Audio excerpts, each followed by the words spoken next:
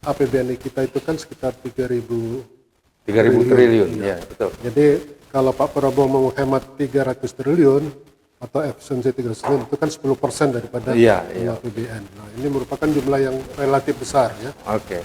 Nah, jadi memang APBN kita selama ini kan tidak pernah dikaji apakah betul-betul budget kita itu efisien ya. Iya. Jadi kan yang baik itu adalah anggaran yang efisien.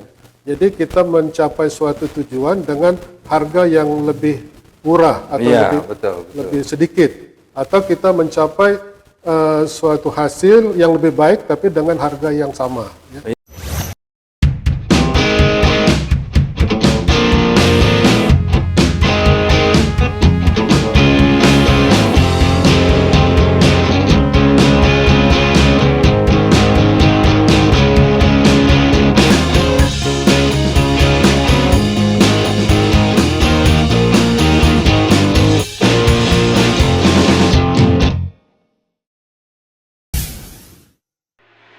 Assalamualaikum warahmatullahi wabarakatuh. Jumpa lagi di podcast TV Masumi.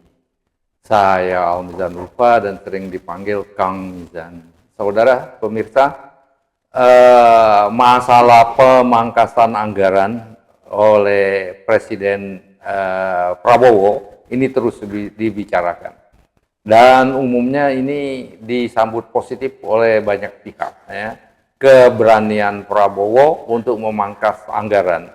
Jadi berbeda dengan Pak Jokowi yang selama pemerintahannya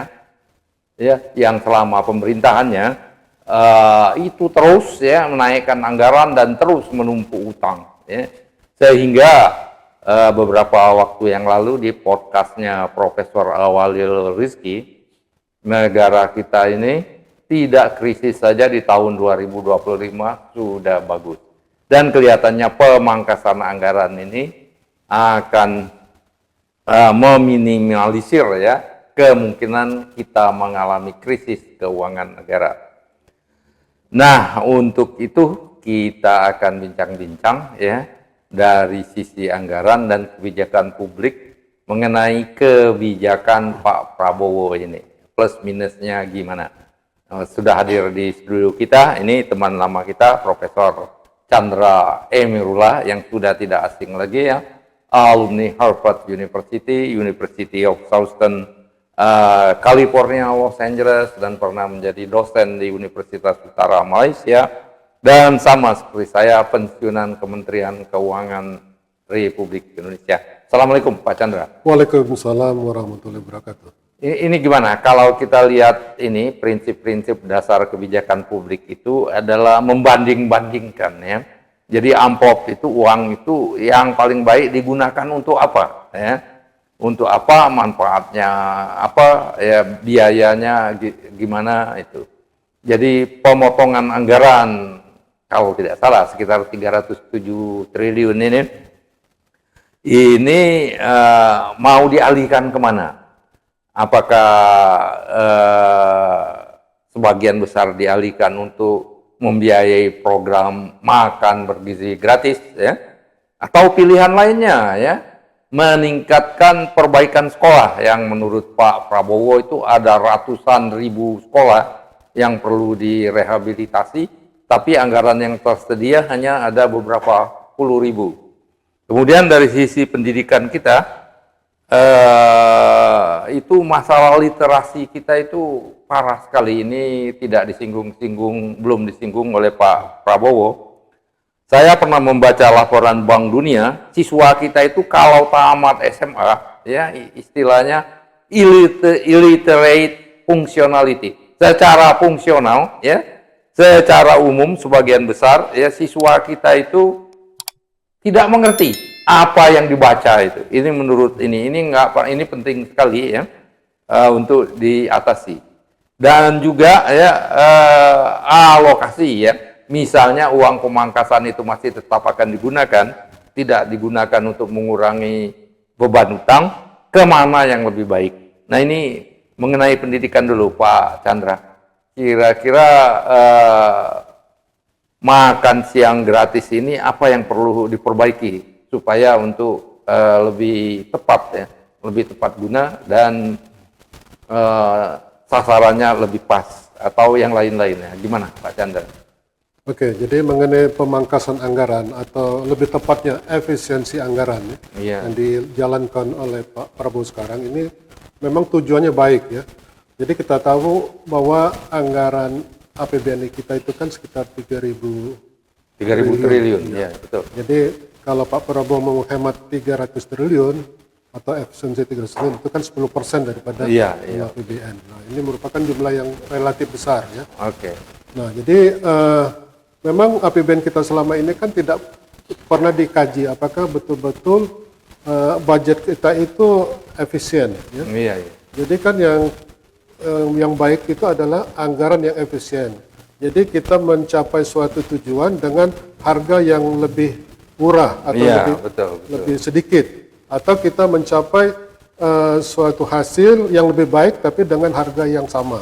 Ya? Itu kan efisien. Nah, ini yang diinginkan oleh Pak Prabowo ini adalah menyisir atau mengkaji semua anggaran-anggaran yang ada di kementerian lembaga itu, apakah ada yang tidak efisien, yang kurang efisien, misalkan perjalanan dinas, kemudian rapat-rapat di hotel, ya, dan pengeluaran yang kurang perlu lainnya.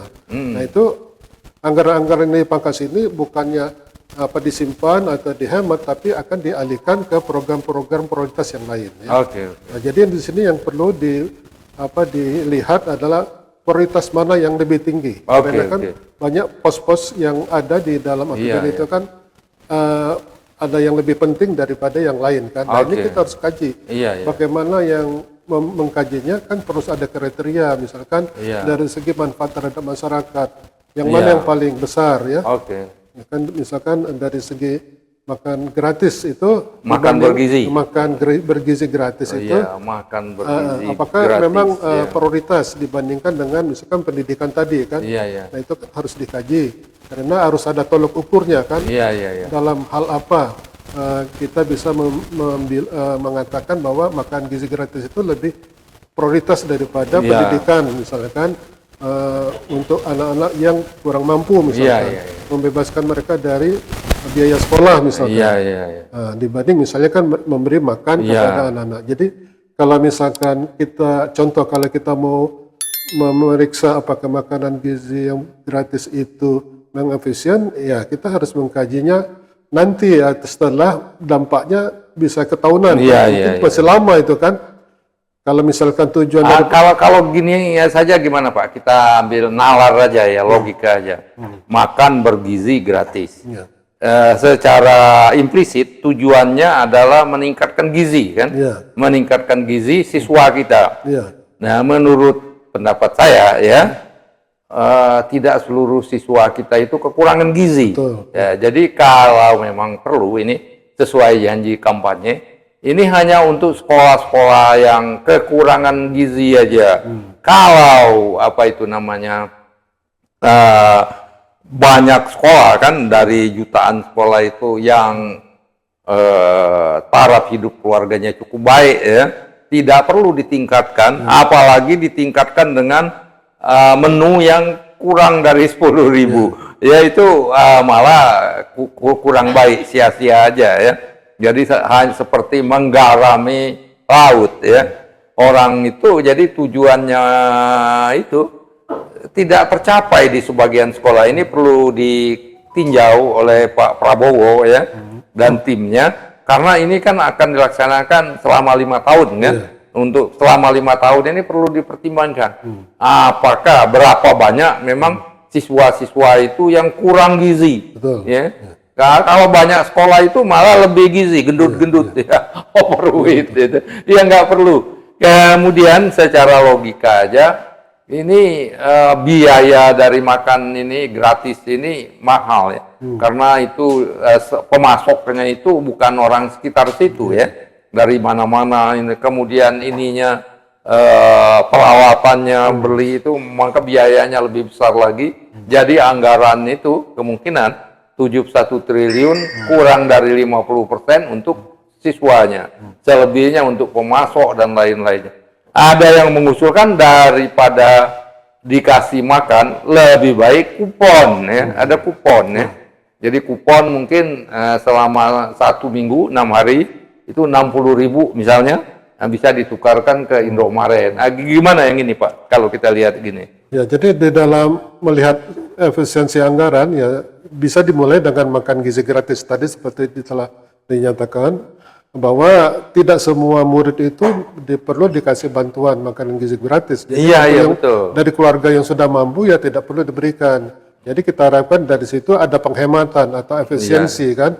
Betul. Jadi kalau misalkan tadinya perlu 71 triliun setiap tahun mungkin hanya perlu 50 triliun. Jadi ada penghematan 20 triliun. Nah itu bisa digunakan untuk membiayai program prioritas yang lain. Iya, misalnya sekolah Pak Prabowo itu pidatonya saya semalam atau malam lewat itu menyatakan keprihatinan. Banyak sekali ratusan ribu sekolah-sekolah itu yang rusak. Dan uangnya tidak ada. Nah yang ini dialihkan ke sana saya kira. Karena ini kan selama 5 tahun ini. Saya kira. Gimana nah, Pak? Itu kan cuma satu contoh saja. Satu contoh aja ya. Banyak yang lain yang bisa dihemat ya. Jadi untuk pembelian mobil-mobil dinas yang mewah-mewah, yang untuk para pejabat, setiap ganti pejabat ganti mobil. Padahal mobilnya masih baru. Mobil saya 15 tahun nggak ganti-ganti, masih baru. Itu perlu dilaksanakan semacam moratorium dulu. Jadi penghentian pembelian mobil-mobil baru selama 5 tahun ini menggunakan mobil-mobil yang lama saja. Jadi itu kan merupakan penghematan. Nah, itu kan anggaran yang bisa dihemat itu kan bisa dialihkan untuk program yang lain ya. Misalkan Pak Prabowo mau menjalankan program pangan, pangan mandiri. Nah itu kan dananya kan besar ya. Nah itu kan bisa dialihkan ke sana. Jadi lebih bermanfaat untuk rakyat, termasuk juga menopang ekonomi ya. Juga kita menjamin bahwa kita akan mandiri di dalam pangan. Jadi kalau dalam gejolak internasional yang akhir-akhir ini kita rasakan, nah itu kan kita bisa lebih aman ya, lebih secure daripada ancaman dari luar ya, masuk dalam pangan. Kalau ini ya saya kira yang tidak tersentuh oleh kabinet sekarang ini masalah literasi itu Pak ya, literasi itu program perhatiannya. Karena kita prihatin sekali ya, dalam jumlah yang besar atau mendekati keseluruhannya siswa kita itu illiterate functionality ya secara fungsional itu buta huruf ya. Jadi dia baca bisa keras-keras ya, bisa cepat tapi nggak ngerti apa yang dibaca. Nah ini menurut penelitian Bank Dunia ini seharusnya lebih penting ini diperhatikan di sini, terutama untuk banyak siswa ya yang gizinya udah cukup ini gimana Pak ya jadi fenomena yang seperti tadi dibilang oleh Pak Mizan bahwa ada illiterate functionality ya. Nah jadi ini menunjukkan bahwa di dalam pengajaran kepada murid kita itu kan di atas kertas seolah-olah bagus ya, program SD 6 tahun itu berjalan dengan baik ya, tetapi dari mutunya itu masih ketinggalan. Jadi kita harapkan di sini jangan hanya murid itu lulus saja dari SD, tapi jadi dari segi literasi mereka juga harus betul-betul setara atau sejajar dengan murid-murid yang ada di kota besar misalkan jadi ini kita harapkan supaya dikaji kembali mutu pendidikan kita ya, supaya jangan ketinggalan antara di daerah pedalaman dengan kota-kota besar dan juga secara nasional dibandingkan dengan internasional. Jadi dalam misalkan ada perlombaan, misalkan ada semacam penilaian secara internasional, kita kan sering masih di bawah, termasuk PISA ya. PISA jauh sekali kita itu jadi ini yang nggak pernah baik itu selama puluhan tahun kita ini. Jadi itu kan menunjukkan bahwa kita masih ketinggalan. Jauh sekali ketinggalan ini. Dan sekarang juga saya belum mendengar ya kebijakan menteri yang baru untuk mengatasi masalah PISA ini, skor kita ini selama ini.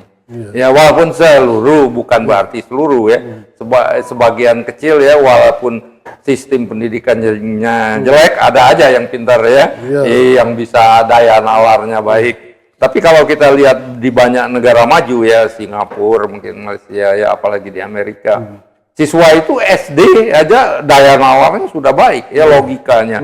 Apalagi kalau membaca itu mereka mengerti apa yang dibaca. Mereka berdebat juga bisa ya ininya. Ini menarik sekali kalau kita kadang-kadang di SMP aja mengajukan pertanyaan aja takut ya. Bertanya aja takut ya. Apalagi kalau disuruh baca ditanya apa arti yang dibaca itu kayaknya nilainya rendah sekali ya.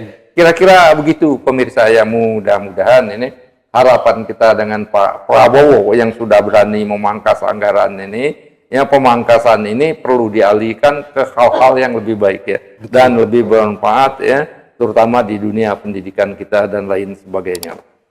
Demikian pemirsa, wabillahi taufik wal hidayah, wassalamualaikum warahmatullahi wabarakatuh. Waalaikumsalam.